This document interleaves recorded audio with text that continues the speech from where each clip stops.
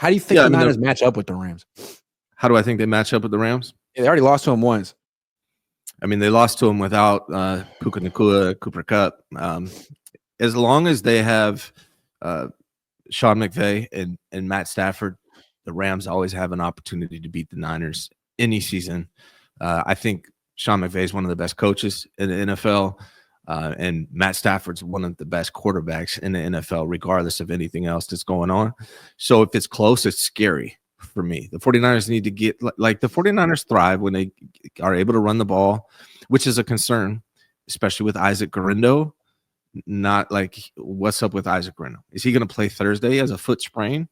Are they just going to give him a shot and he'll be all right and he'll be out there? Or are they going to have to roll with Patrick Taylor, who does run hard, but he doesn't have that breakaway ability like Isaac Guerrero? That to me, that's a big factor in this game. Is Guerrero going to play, and what is he going to look like? Because they're already out Jordan Mason and CMC.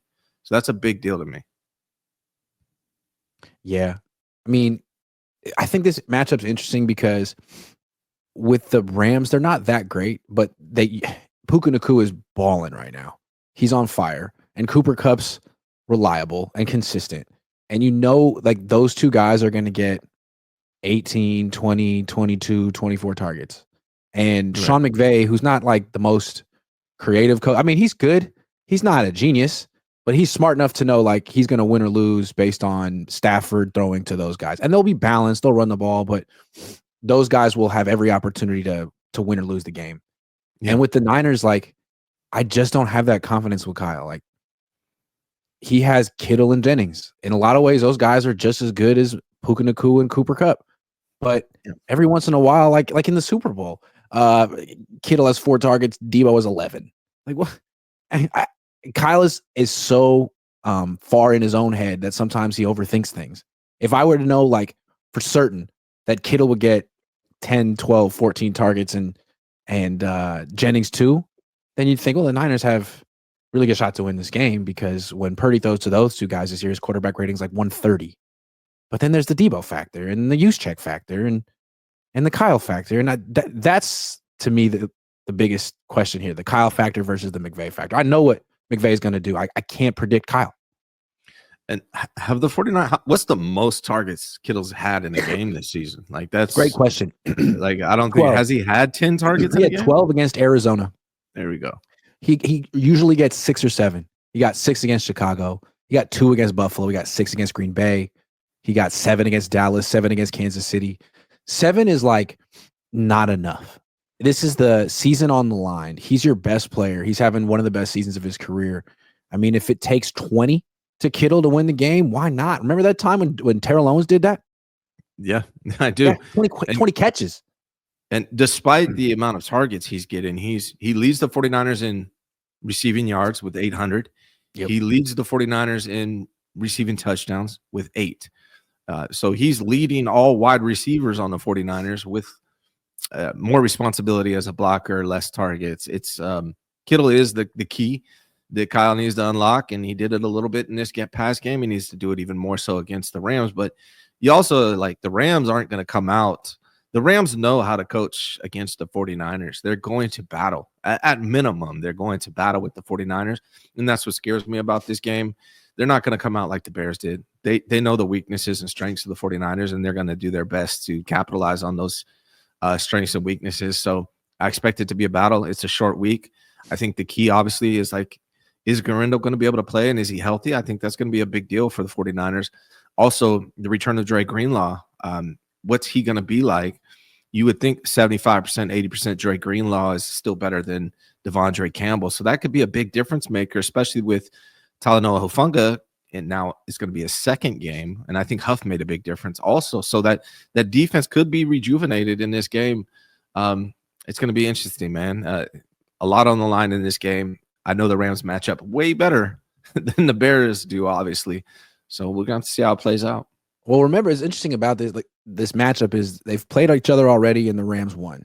It was in LA, but they didn't have Puka Nacua or Cooper Kupp. Yep. And they won that game, and Brock Purdy played well in that game. Juwan Jennings went crazy in that game. They had Brandon Ayuk. They had Deebo Samuel. It wasn't enough. So in this time around, what's going to be different? Well, George Kittle didn't play in that game. and he's their best player right now. When he's targeted this season, the Niners quarterback rating is 143.6 this season. They need to up his target share because that's incredible efficiency. So they'll have Kittle, they'll have Jennings still. Don't know about Garendo, but it seems like the Kittle factor. I mean, as long as they have this guy, he's somehow underrated. As long as they have this guy, he should be able to carry the Niners the way that McCaffrey has and Debo has in the past, and the way that Kittle has in the past. He should be able to do it again right now. They need to do what we've been telling them to do all year long, which he finally did in this past game against the Bears, which is more 11 personnel, more screen passes, more play action, things like that, man. That's what we've been begging them to do, and they did it in this game versus the Bears. I also want to point out Sorensen, man. I think he called a really good game against the Bears. There was a third down where early in the game that, obviously kind of like started the game off. I think it was in the second possession for the Bears, maybe the first. It's like third down and something, and he disguised a blitz, backed off into zone. It was like the perfect play call. So Sorensen's had a rough year, but I think the return of Huff and Greenlaw is going to help him out, and he seems to be figuring out how to call defense a little better.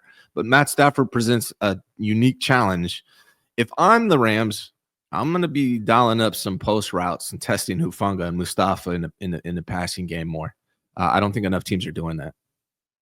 Yeah, and I always love the matchup between McVay and Shanahan because they're like really close friends. I mean, they've known each other for 20 years. They run very similar schemes, but they're different in the sense that McVay is going to get the ball to his best players over and over and over and over and over again. He won't spread the ball around very much, and maybe that's to the detriment of his offense. But Kyle, dude, in the biggest games of his career with the Niners, the first Super Bowl, it's like if he had just gotten the ball to Mostert more, maybe they win that game. Yeah, he didn't get the ball till the second quarter, and he got frozen out most of the fourth quarter.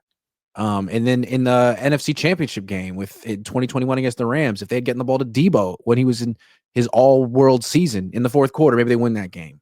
And then last year, it's like if they didn't target Debo 11 times when he was kind of washed, maybe they win that game. That's a tough one with Kyle. So often we're like, man, could you just please get the ball to your best players, the guys who've earned it? And against the Bears, he did it. And it's like, oh my God, look what it can look like. Yeah. And I part of I think the reason why Kittle was targeted so much is because Kittle spoke out. Yeah. He spoke out after the game. Like, hey, I don't know why I wasn't targeted more. I was open. He spoke out basically against Kyle and Brock in a polite, professional way, the way George Kittle does. But he was like being honest, like I was not targeted enough and I was open.